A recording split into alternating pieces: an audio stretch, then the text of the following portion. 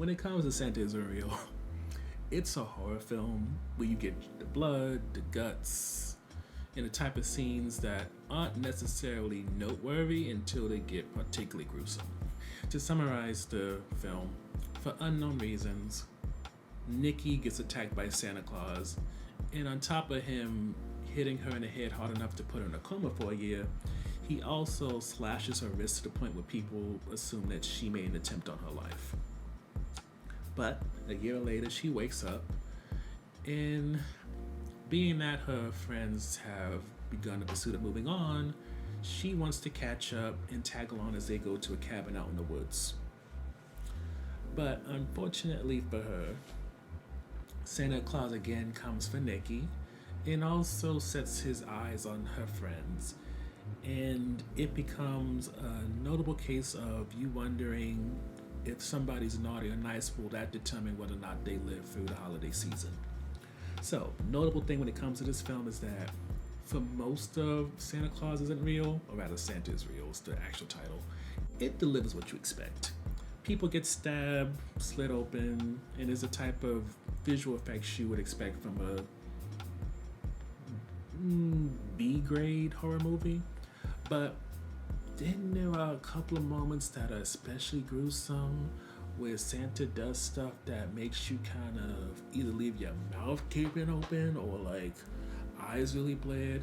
That, as someone who admittedly likes a very violent movie every now and again, I appreciate it. So when it comes to the on the fence topic, our issue with Santa Isn't Real is that when it comes to the characters, you don't necessarily get invested in who may live or die.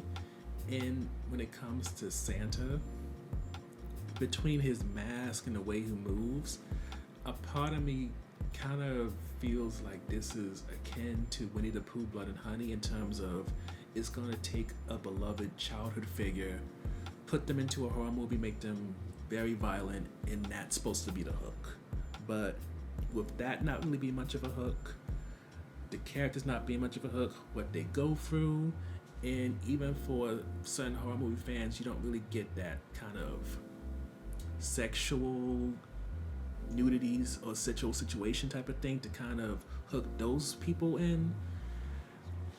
When it comes to Santa Isn't Real, it's very hard to say what is the thing that's supposed to really get people who aren't just here for the violence and seeing people get stabbed and all that. What are they supposed to get hooked onto here? Hence why overall, when it comes to Santa Isn't Real, without a doubt, it's a B movie horror that does definitely succeed in grossing you out with its murder depictions. But it doesn't do enough to make the story or characters become a hook. Never mind present a demented Santa that can stand to be in what clearly, as the ending of this film shows, could hold down sequels.